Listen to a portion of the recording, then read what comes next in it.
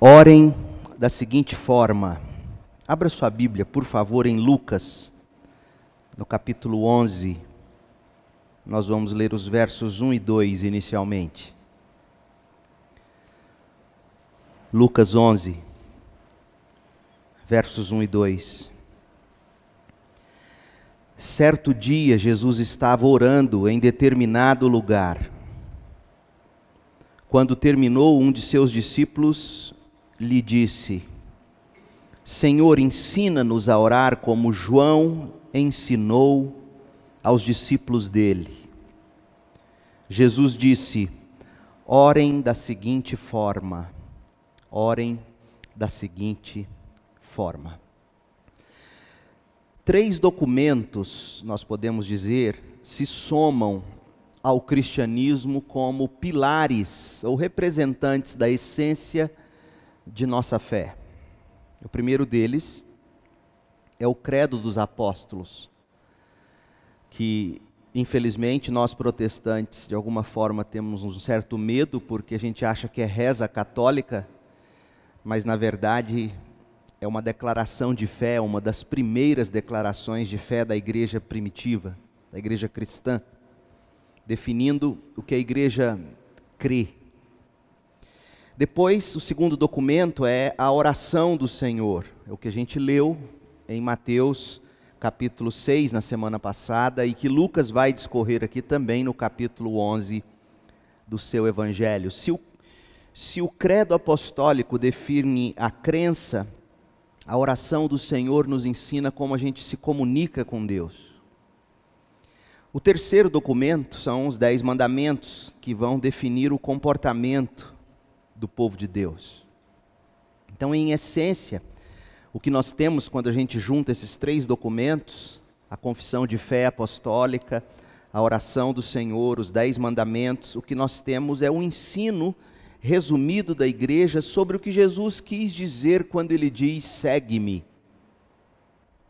Ser discípulo de Jesus, seguir Jesus, tem a ver com o que a gente crê, daí o nosso credo, tem a ver com como a gente vive, o nosso comportamento, a nossa ética, daí os 10 mandamentos, e o estilo de vida do crente, que é muito bem ilustrado aqui na oração do Senhor.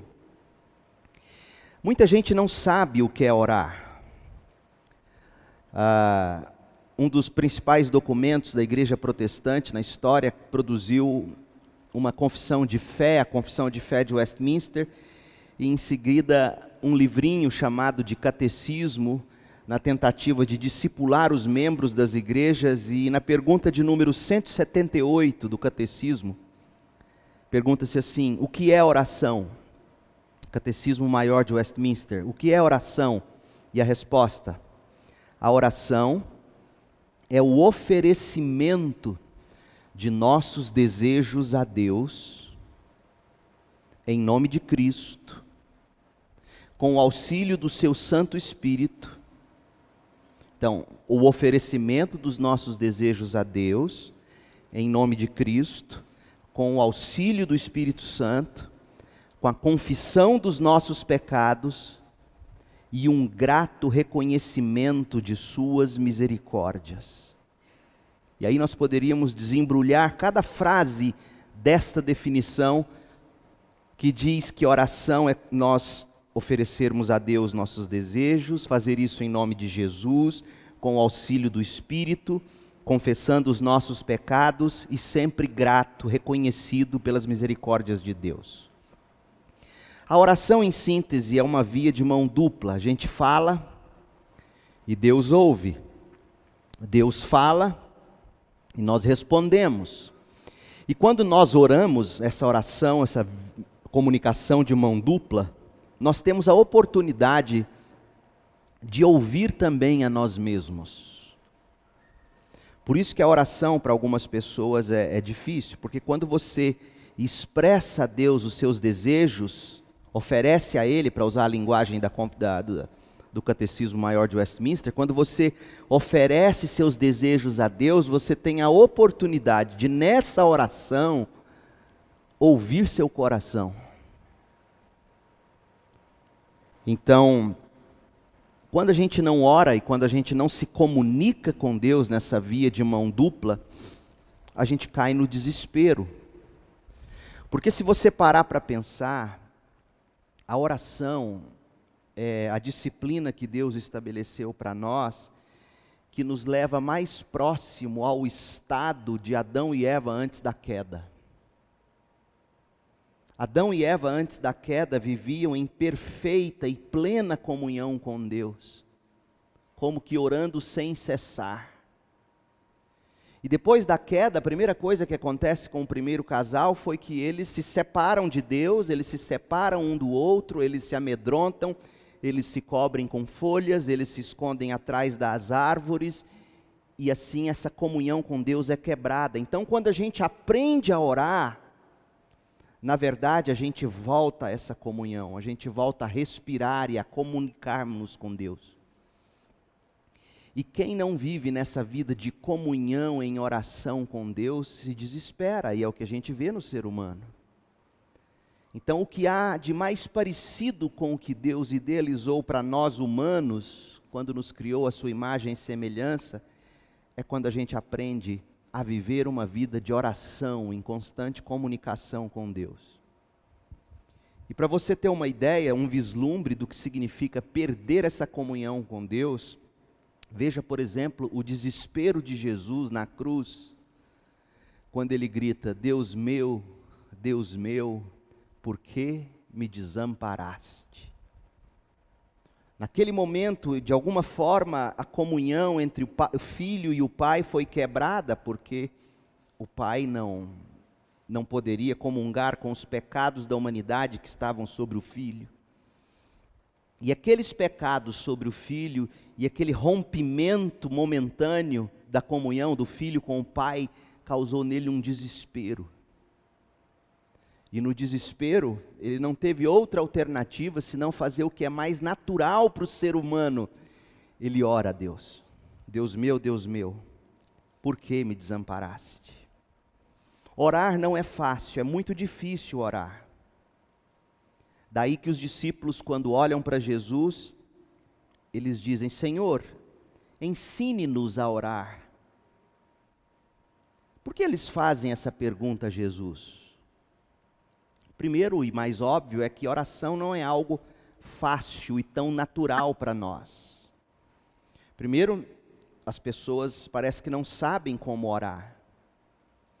Depois elas confundem, muitas delas se dão a práticas de meditação, tentam silenciar a mente. Mas em essência, para o cristão não ora, porque no fundo, ele duvida que Deus vai ouvi-lo, que Deus vai atendê-lo, ele não crê que Deus ouve, que Deus está disponível, que Deus se importa conosco nos pequenos detalhes, a ponto de ouvirmos crentes dizer: não, eu não oro. Você acha que Deus vai se importar com coisas tão pequenas como as minhas? Mas os discípulos, talvez com essa dúvida toda, sem saber como orar, eles olham para os discípulos de João Batista e descobrem que João Batista tinha ensinado os seus discípulos a orar. E eles pedem que Jesus os ensine, a exemplo do que João Batista tinha feito, ensinado os seus discípulos, e aqui você aprende outra grande lição: oração é algo que se aprende, assim como uma criança aprende a falar, a gente tem que aprender a orar. Orar é falar com Deus. Então eles gostam do que viram de João Batista ensinando os seus discípulos, e eles ficam tão entusiasmados quando eles veem que Jesus estava orando num determinado lugar, e quando Jesus terminou de orar, seus discípulos lhe disse: Senhor, ensina-nos a orar. A vida de oração de Jesus impressionou os discípulos, a ponto deles dizerem: Senhor, ensine-nos a orar. Eu fico assim, admirado, porque eles não pedem para Jesus, por exemplo: Senhor, ensine-nos a fazer milagres. Como Simão mágico em Atos, por exemplo, queria pagar os apóstolos para que eles dessem a ele o segredo de operar sinais e maravilhas. Os discípulos não queriam isso, os discípulos não queriam ser ensinados sobre como viver uma vida sobrenatural. Os discípulos queriam aprender a orar. E eu tenho para mim que eles queriam aprender a orar com Jesus porque eles viam a conexão muito clara e evidente entre a vida de oração de Jesus e a vida comum de Jesus. No pouco tempo que eles conviveram com Jesus, os discípulos aprenderam que todo o poder de Jesus emanava de sua comunhão com o Pai. O ensino de Jesus, com toda a autoridade que ele tinha e que admirava até fariseus, essa autoridade vinha da comunhão de Jesus com o Pai. O ensino de Jesus, o caráter de Jesus, a pessoa de Jesus, o poder de Jesus, tudo isso os discípulos viram e entenderam que era fruto da vida de oração do Senhor, da comunhão dele com seu Pai. E eles viam que Jesus tinha um hábito de ir para um lugar à parte, sempre. Eles viam que Jesus orava, era hábito contínuo. A prática de oração de Jesus deve ter impressionado eles, por exemplo. Eles enxergavam que Jesus, sempre que estava em contato com a grande multidão, no momento seguinte ele se retirava para a solitude diante de Deus. Ele se recarregava no silêncio com Deus. Depois eles viram que quando Jesus estava prestes a enfrentar grandes dificuldades, como os momentos que antecederam a crucificação, Jesus foi lá para o Getsêmani e orou com eles, ou seja, os apóstolos foram aprendendo qual era o padrão de Jesus. Ele orava antes de tomar decisões, ele orou antes de escolher os 12 apóstolos, ele orava antes das refeições. Eles viram a vida de oração de Jesus, entenderam que o poder dele, o ensino dele, o caráter dele, a pessoa dele, tudo isso emanava, fluía, derramava da comunhão dele com Deus, e eles disseram: ensina a gente a orar. A gente quer ter esse contato, essa comunhão com o Pai. Então, oração é algo que se aprende. A melhor pessoa para nos ensinar sobre oração é Jesus. Agora abra sua Bíblia em Mateus capítulo 6. Mateus capítulo 6, a partir do verso 9. É o início da oração do Senhor. E nós vamos ler em Mateus porque ela é mais completa em Mateus do que em Lucas. Em Lucas, nós vimos que houve um momento em que os discípulos, impressionados com a vida de oração de Jesus, pediu que Jesus os ensinasse. E aí em Mateus 6, 9, ele diz: veja que a oração, o ensino de Jesus sobre a oração aqui em Mateus está inserido no contexto do grande ensinamento de Jesus sobre a vida cristã, que é o Sermão da Montanha. Então, parte do ensino de Jesus é como se ter uma vida de oração. E aí ele diz, Jesus disse, verso 9, Mateus 6, 9, portanto, orem da seguinte forma: Pai nosso que estás no céu, santificado seja o teu nome, venha o teu reino, seja feita a tua vontade, assim na terra como no céu. Dá-nos hoje o pão para este dia, e perdoa nossas dívidas, assim como perdoamos os nossos devedores. E não nos deixes cair em tentação, mas livra-nos do mal. Pois teu é o reino, o poder e a glória, para sempre. Amém. Essa oração, se você prestar bastante atenção, ela se divide em 4 partes. Versículo 9 é a introdução da oração. Se você quiser rabiscar aí para você ver direitinho, se você é visual. Depois, o final do verso 9 e o verso 10 é a segunda parte, ou a primeira parte da oração. Teve a introdução e aí vem a primeira parte, que é uma parte que é composta de 3 são 3 pedidos. Depois vem umas uma segunda parte, que também é de 3 pedidos, e vem a conclusão de Jesus no final do verso 13. Então, introdução no verso 9, primeiro grupo de pedidos, versos 9 e 10, segundo grupo de pedidos, versos 11, 12 e 13, e conclusão, final do verso 13. Por que eu te mostro isso? Porque a maneira como Jesus esboçou essa oração, que na verdade ela é um esboço, o que nós temos aqui, na verdade, é um resumo maravilhoso da vida cristã, um compêndium do Evangelho, é um corpo de doutrina bem compactado na forma de oração. Jesus, na verdade, quando ensina-nos a orar nesses moldes, na verdade aqui é um molde, quando Ele nos ensina a orar nesses moldes, Ele está dizendo para nós o que significa ser crente. E o que significa ser crente? Como crente, o que nós devemos pedir? Qual deve ser o padrão para os nossos pensamentos, para a nossa postura? Então, a introdução tem a ver com a forma como nós nos apresentamos a Deus. Pai nosso que estás no céu.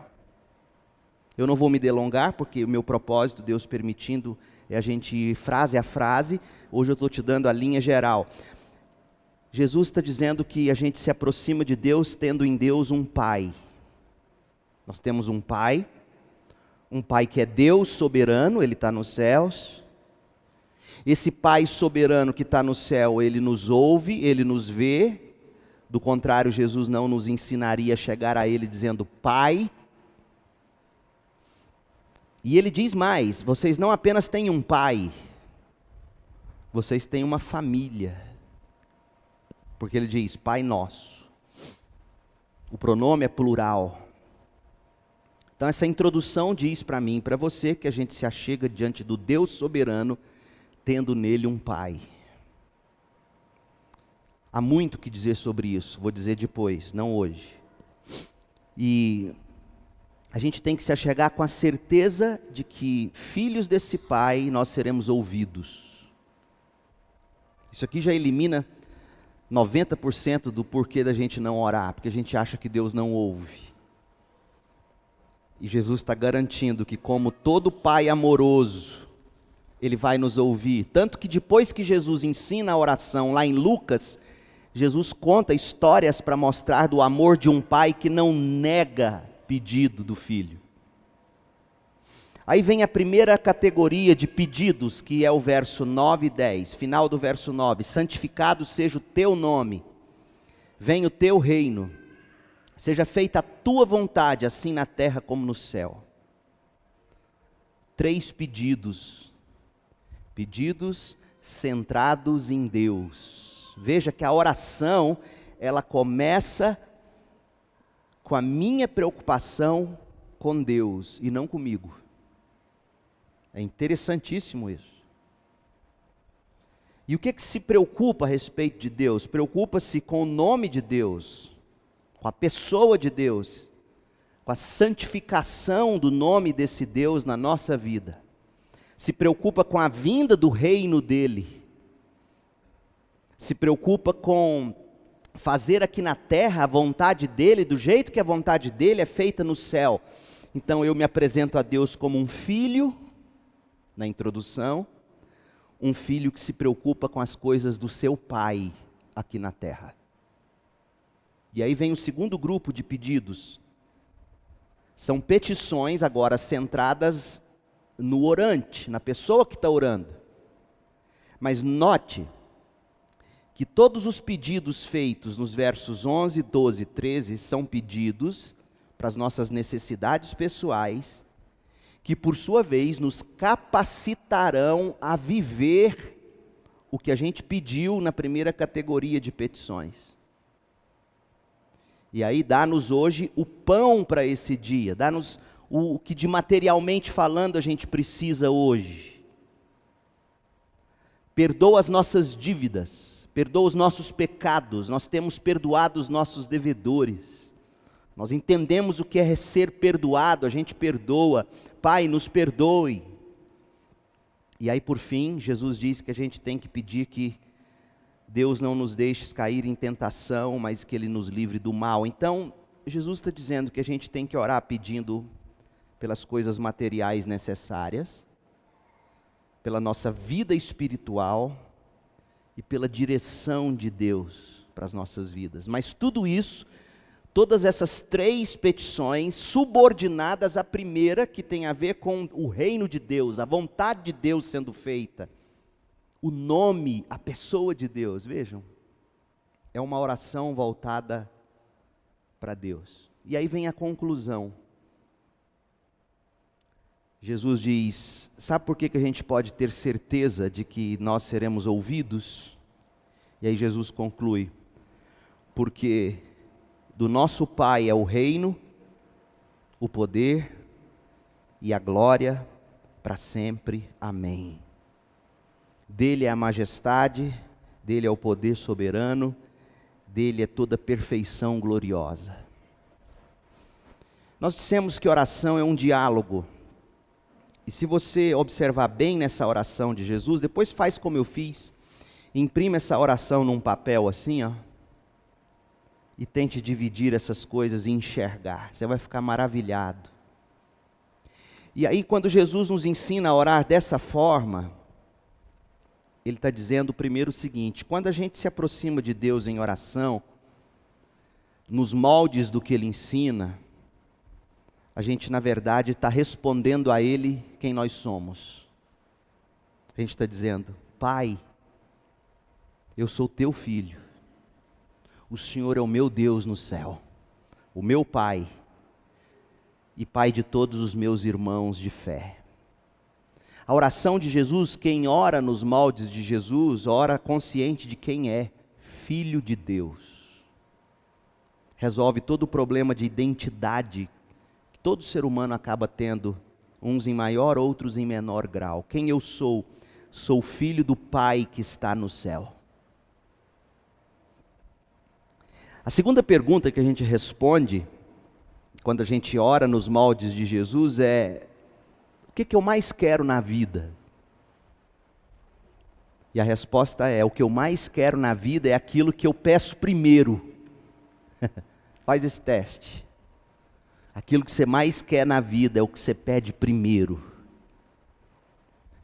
E o que se pede primeiro aqui, Jesus ensina, o que eu mais quero é que o seu nome, meu Pai, seja santificado na minha vida.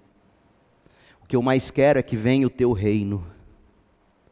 O que eu mais quero é que seja feita a tua vontade, do jeito que ela é feita no céu. É isso que eu mais quero.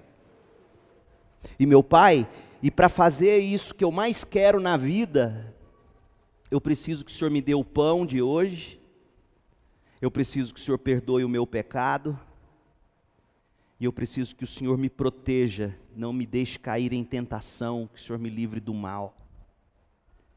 E sabe por que eu tenho certeza de que tudo isso vai acontecer?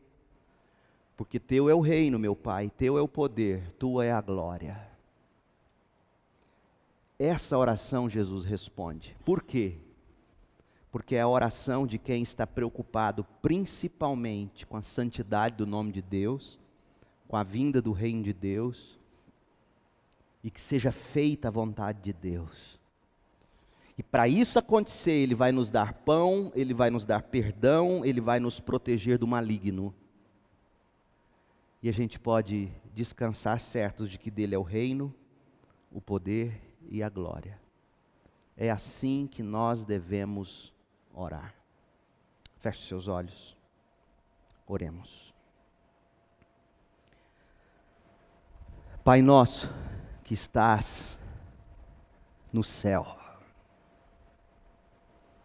santificado seja o teu nome na nossa vida, na minha vida. Venha o teu reino no meu coração, na minha casa, na nossa igreja, na nossa cidade, neste país. Seja feita a tua vontade aqui no Brasil, aqui onde estamos, na nossa vida. Seja feita a tua vontade, como ela é feita no céu. Ó Deus, pedimos que o Senhor nos dê o pão para perseverarmos fazendo tudo isso. Que o Senhor perdoe os nossos pecados. Que o Senhor nos ensine cada dia a perdoar os que nos devem. Que o Senhor nos ensine e não nos deixe cair em tentação. Que o Senhor nos livre do mal. Nós oramos confiantes no nome de Jesus, sabendo que Teu é o reino, Teu é o poder. Tua é a glória, agora e para sempre. Amém. Deus te abençoe com paz.